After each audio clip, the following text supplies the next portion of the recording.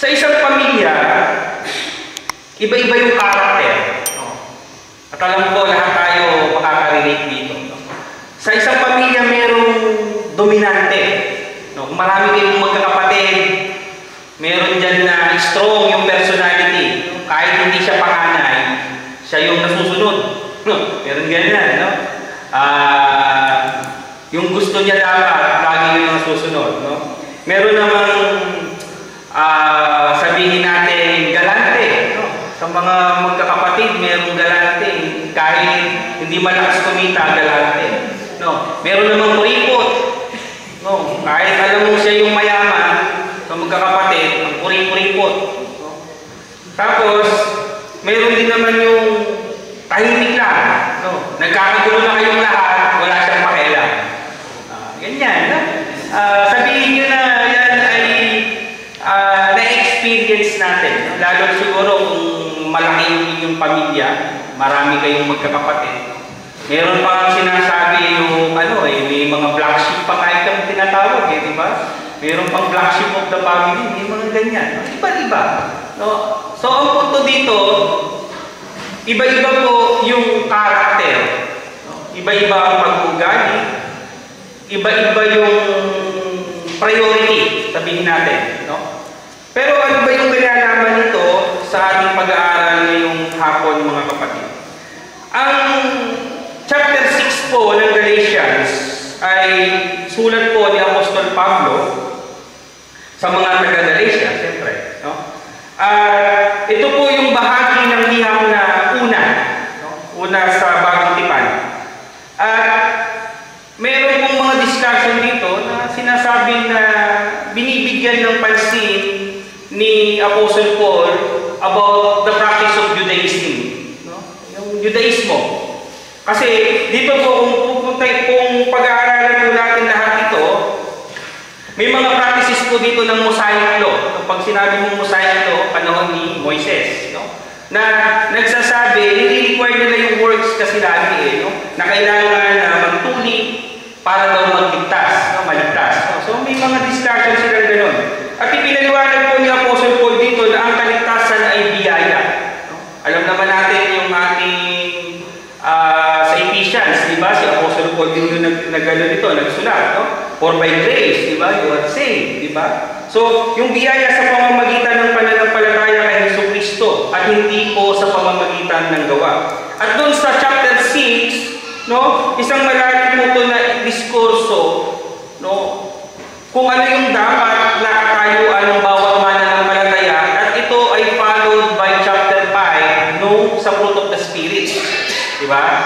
So, maganda po ito na makita natin na ano ba ang dapat katayuan ng isang mananampalataya, hindi lamang sa kanyang sarili, kung hindi yung kalagayan niya dapat sa kanyang komunidad. No? So, yung komunidad po ng pananampalataya, na ang pananampalataya ay isang pamilya. No?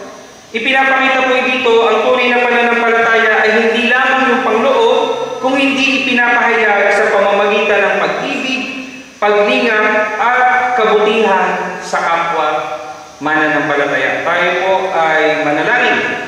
Aming Diyos, aming Amang makapangyarihan sa lahat, tunay nga po na napakabuti niyo. Salamat po sa pribileyo na kami ay narinitong muli, nakapanambahan, Panginoon, nakarating sa lugar ito. At ngayon, Panginoon, samahan niyo po kami sa aming pakikinig.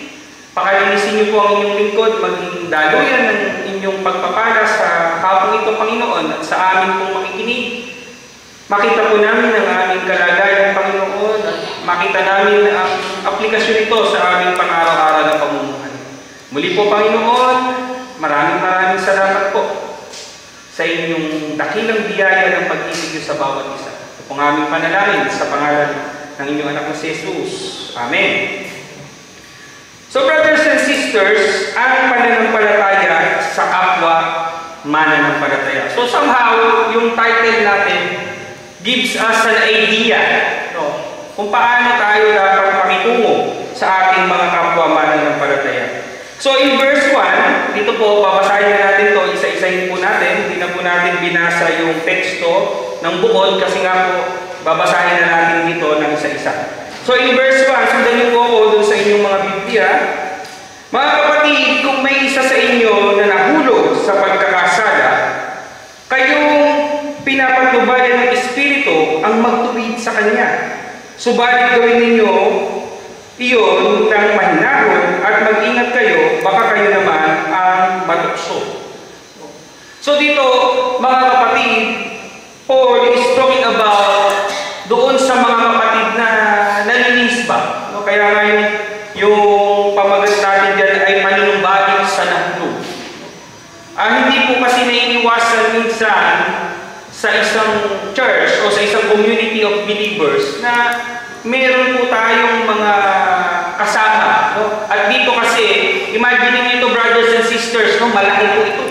No? Hindi po ito katulad ng kongregasyon natin na wala pa tayong 100. No?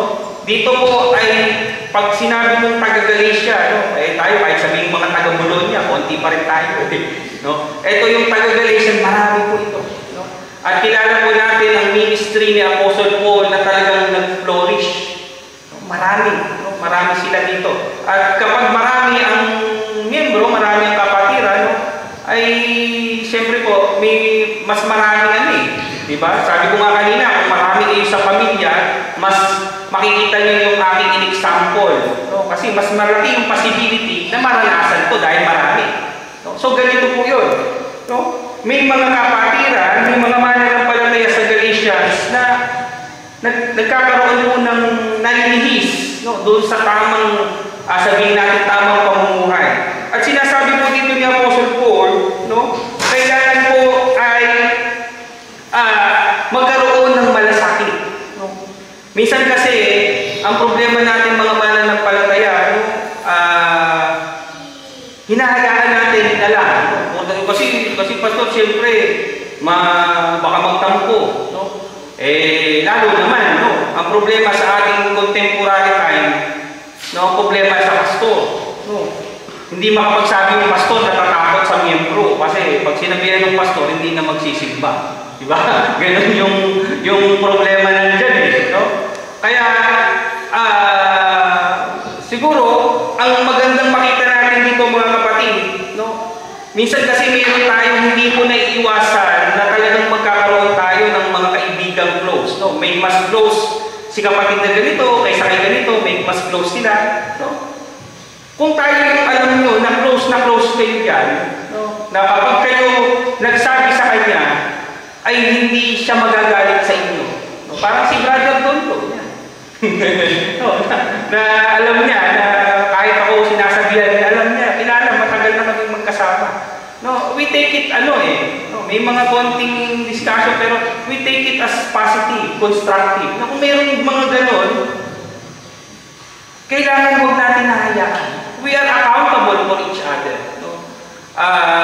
Minsan kasi, pag yung pastor yung dumirekta, no, magtatanong sa pastor, di na magsisimba. No? Pero yung kaibigan, no, kung kapwa, yung mga ka-brother and sister natin, no, pag sila yung nagsabi, baka mas maging epektibo. No? So ito po yung simple, no,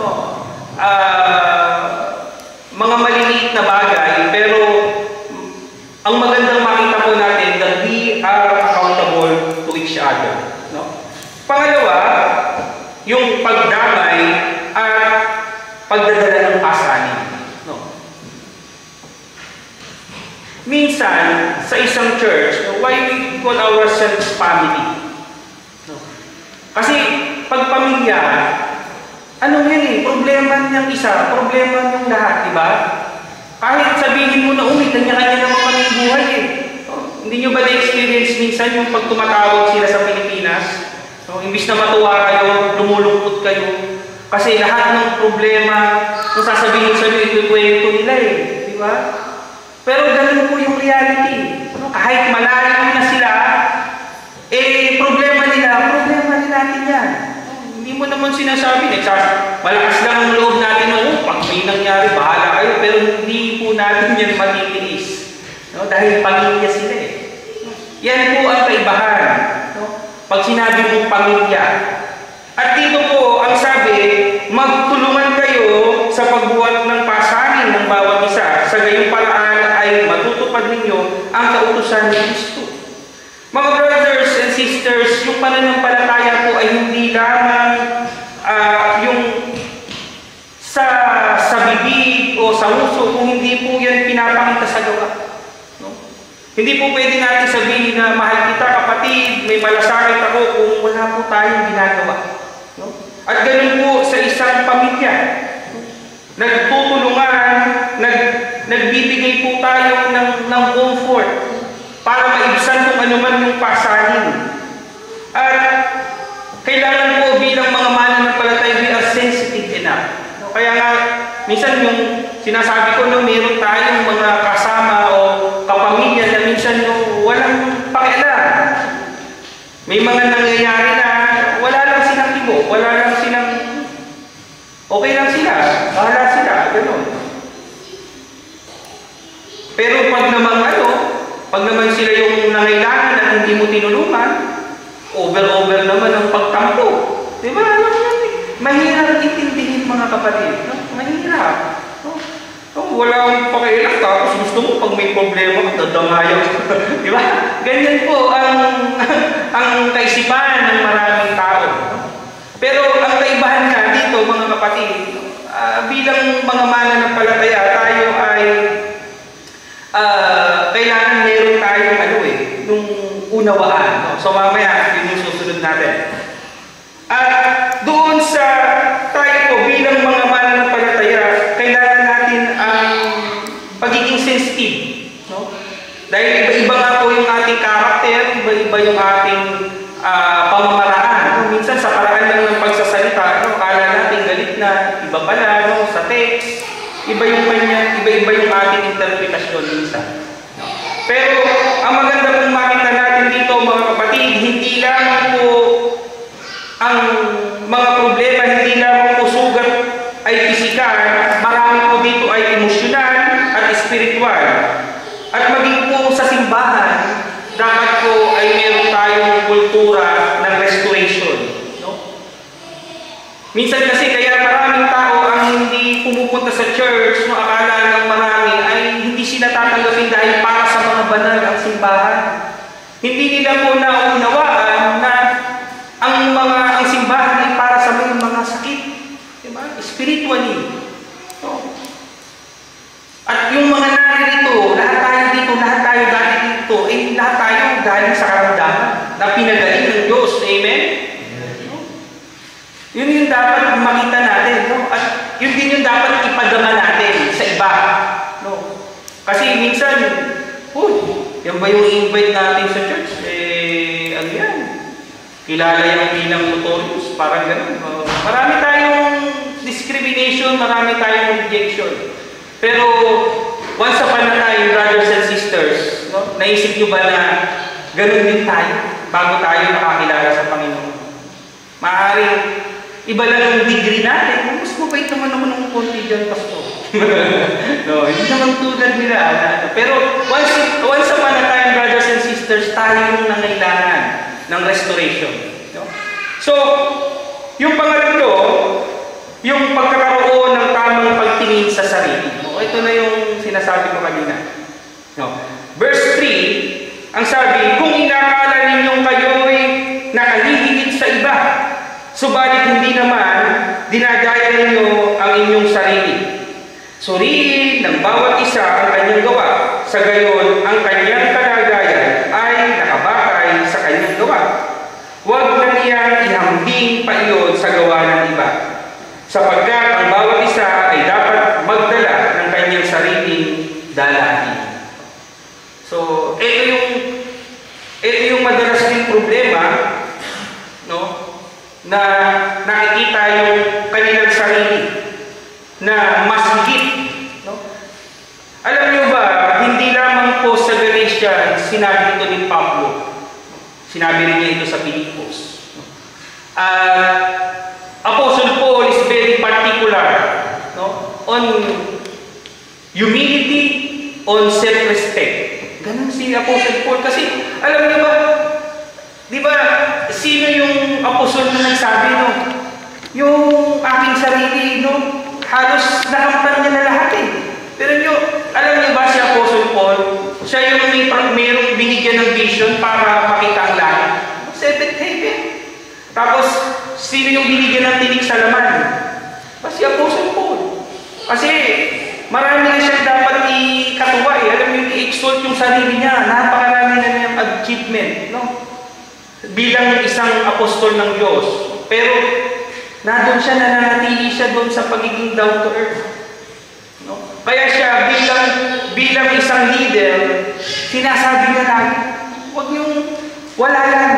No? Ang mga achievement, wala yan. Ako nga, ganito, pero hindi ko to pinagyayabang. Ganun po yung gustong ibahagi sa ating Apostle Paul dito. No? Kaya po, bilang isang pamilya, no, minsan, maraming nagiging problema. Even our church, no? Nagsimula itong mga problema natin, may mga issue, sinakyan yung issue, pero ang katotohanan, hindi po ang issue ang problema, kung hindi yung kanilang mga sariling kagustuhan. Nagamit yung issue, pero ang totoo, no, hindi sila napagbigyan doon sa kanilang mga gusto. So, ganun po yan sa anumang organisasyon, anumang kapulungan. Kapag ang isang tao ay itinuring niya talaga na yung sarili niya is above all else, no? Pag nare-reject yan, gagawa. So, yun po yung paalala dito ni Apostle Paul. No? Kaya nga po, magkaroon tayo ng pagkakaisa bilang mananampalataya at masisira po ang pagkakaisa kung meron pong pagmamataas. Kaya po pinapaalalahanan tayo ni Apostol Pablo na suriin ang sarili, huwag magyabang at maging responsable sa ating mga sariling gawain. So brothers and sisters, sikapin po natin na mapatibay ang relasyon natin sa kapwa mananampalataya. Minsan, ang layo-layo ng tingin ng marami. Mag-evangelize, maraming vision, pero ang tanong, kamusta yung relasyon ng bawat kapatid sa loob ng iglesia? Okay ba? Kasi minsan, lalabas ka, makikipag-ano ka, pero okay ba yung church mo? So bago natin, ang punto rin dito ni Apostol Pablo, bago tayo humayo, bago natin intindihin yung iba, dito muna tayo sa pamilya natin. Kaya lagi kong ini-impose ito eh. Alam niyo yun, yung pagdating sa kapatiran, ipakita natin yung pag-ibig natin. Huwag tayong magpuripot, huwag tayong magmadamot. Kung merong uunahin dito mga kapatid, etong pamilya natin na ito. So ito po yung gustong ipakita sa atin, no? Na ang pamilya ng mananampalataya, kahit po tayo hindi perfecto mga kapatid, ngunit ito ang lugar kung saan dapat unang maranasan ang pagmamahal ni Kristo. So, how can we express the love for others, no?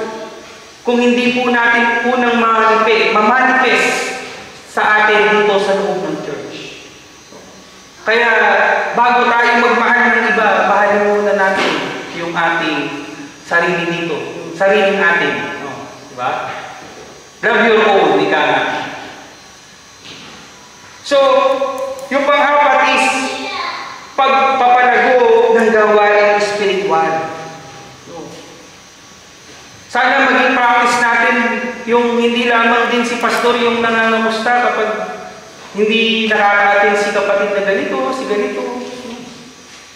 Sana kamustahin din natin. No? Meron na ba sa inyo nag-text kay Sister Cynthia? Meron? Lahat ba kayo mayroong number ng bawat isa? So sana itong taon na to maging goal natin yan. No? Na lahat tayo dito may number. No? Si GB nakatingin sa taas. May number ba ako sa'yo, GB? No? Lahat tayo dito mayroong no? So, ang sabi sa verse 6, ang tuwiran ang tinuturuan ng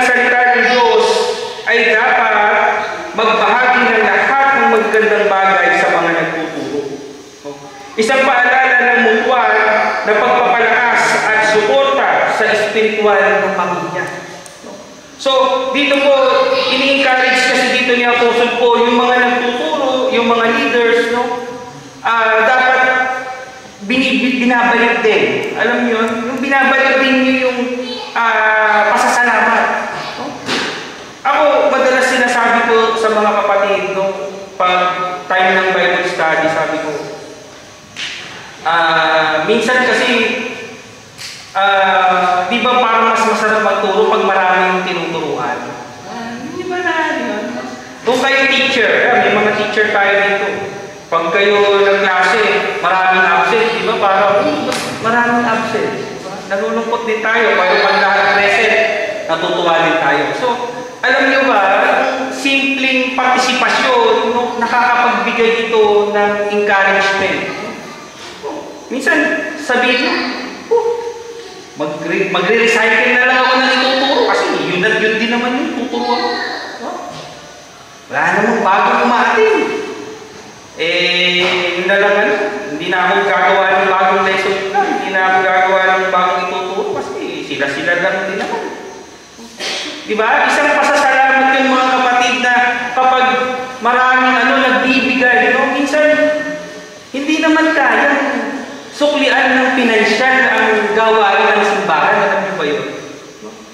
Kahit ang pastor, lalo sa kalagayan natin dito sa ibang bansa, na hindi kami mga full-time. Hindi po kami full-time pastors, at hindi full support. Any amount, mga kapatid, hindi po masutumbasan pa rin eh. Kasi maaaring nakikita ng maraming kapatiran na si pastor, tumatayo lamang dyan pag linggo, nagsisermon lang naman. Paminsan-minsan ganito, paminsan-minsan. Hindi po nakikita ng lahat yung trabaho sa pagitan po ng mula Lunes hanggang Sabado. Lalo na po pag may mga extra activities tayo. So, brothers and sisters, ano yung pinupunto natin dito? We must support. Hindi man tayo nagkakaroon ng mga ministry, pero alam niyo ba yung simpleng pagsuporta, yung simpleng pag-attend, mga kapatid, malaki ang nadudulot nito. Nakapagbibigay po ito ng encouragement, brothers and sisters. Kaya po, sa ating pong mga pamilya, bakit we are always emphasizing this family? Diba?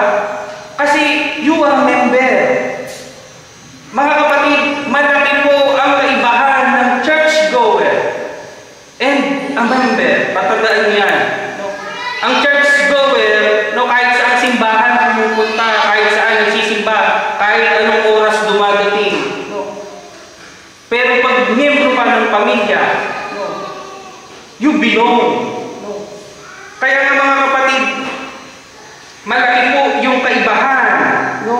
At meron tayong, alam niyo ba, meron tayong 5. Ito po ay, narinig kita niyo ito, sinabi ito ni Bishop ng MEA.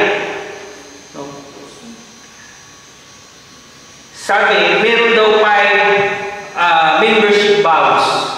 Narinig niyo na ba yun? So, 5 P. Isi-share ko lang kasi maganda din ito eh. So, una ay ang pagkakaloob. Kahit anong pagkakaloob yan. Time, talents, treasure. Pangalawa, paglilingkod. Ang pangatlo, pananalangin, pagsamba, pagsaksi. Pagkakaloob, paglilingkod, pananalangin, pagsamba, pagsaksi. Hindi yung pagsaksing pupunta na kayo sa saksi ni Obadiah, yung witnessing ito, na nagte-testimonyo kayo, nagpabahagi, ng iyong pananampalataya sa ibang tao. So, brothers and sisters, ang tanong, yung 5 ba na yun, bilang pamilya, bilang miyembro, ay nagagampanan natin. Kasi kung hindi po tayo kapamilya, hindi tayo miyembro. Kasi yun po dapat ang obligasyon natin. No? As a member, as a family. Yung pang-lima natin, pag-ani ayon sa hinasi. Ang sabi dun sa verse 7, huwag ninyong linlangin ang inyong sarili. Hindi maaaring tulain ng Diyos. Kung ano ang itinanim ng tao, yun din ang kanyang aanihin. Ang nagtatanim para sa sarili niyang laman ay aani ng pagkabulok mula sa laman. Ngunit ang nagtatanim para sa Espiritu ay aani ng buhay na walang hanggan. Verse 9, kaya't huwag tayong magpagod sa paggawa ng mabuti sapagkat pagdating ng takdang panahon, tayo ay aani kung hindi tayo susuko. So brothers and sisters, what you reap is what you sow. Ang sabi, huwag daw mapagod sa paggawa ng mabuti. Brothers and sisters, kung tayo po ay naglilingkod ng may katapatan, meron pong gantimpala sa takdang panahon. Minsan, ang nagiging struggle madalas kasi lalo ng mga leaders, even as pastors, ng mga pastor, ng mga leaders, kasi lagi na lang ganun patuloy naman yung paggawa, paglilingkod, wala namang epekto. Parang yung pag meron tayo invite ng invite, pupunta naman, taon-taon. Pero hanggang punta lang ng anniversary, hanggang bisita na lang. 5 taon na ini-invite na pumupunta, di ba? Parang ganun, walang nangyayari. Pero mahalin natin mga kapatid doon sa ika-anim na anniversary natin.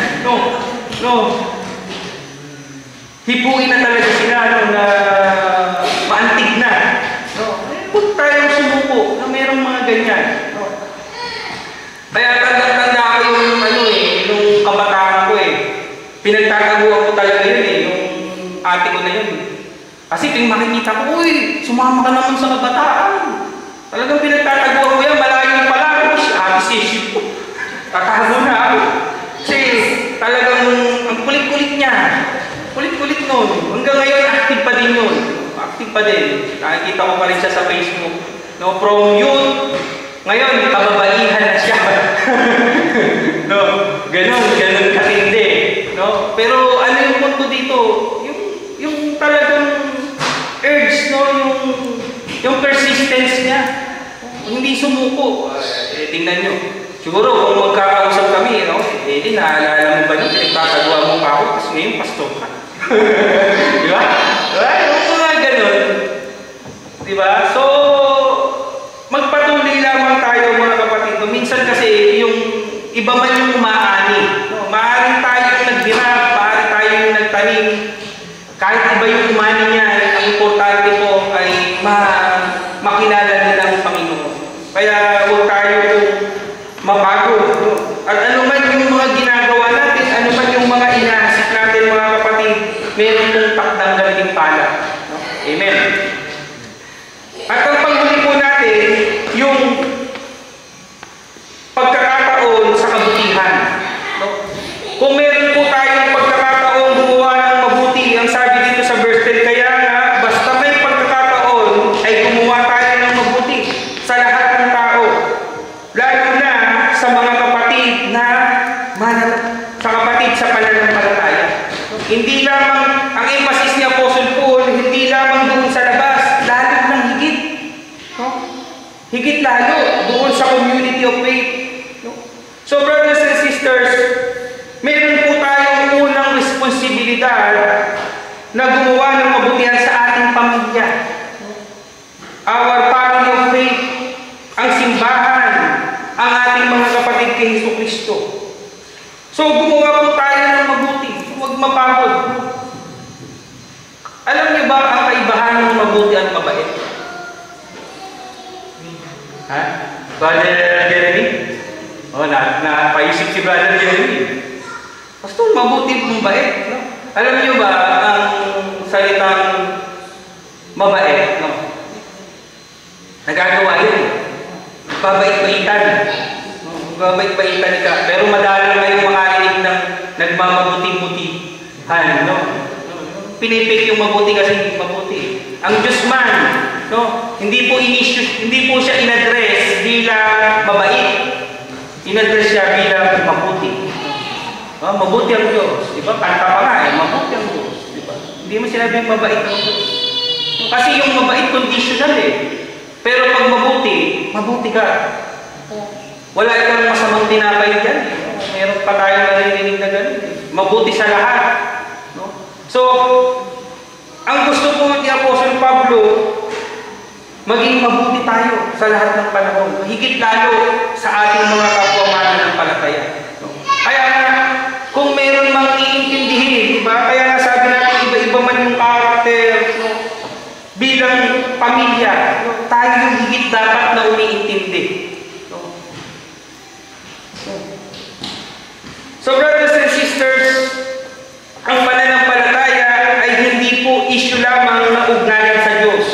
Kaya nga yung cross, madalas yung marinig sa akin yung cross acts, yung patayo, no, yung horizontal ay patungo sa Diyos.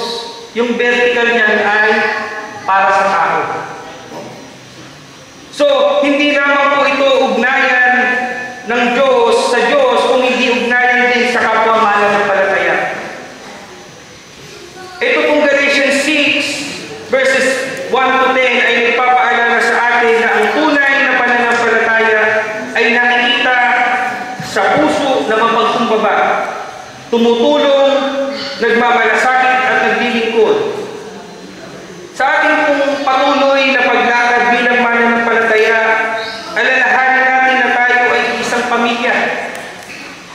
At ang pamilyang ito, ang pag-ibig ni Kristo ang dapat makita sa bawat isa. Amen? Ang pag-ibig ni Kristo ang dapat makita sa bawat isa. Kaya po mga kapatid, habang tayo ay may pagkakataon, gumawa tayo ng mabuti, lalo-lalo na sa mga kabilang sa sambahayan ng mga mananampalataya. So brothers and sisters, ang pananampalataya sa kapwa mananampalataya. We are family. We support, we love, we encourage, we share the burden of one another. This is the message of God. To God be the glory.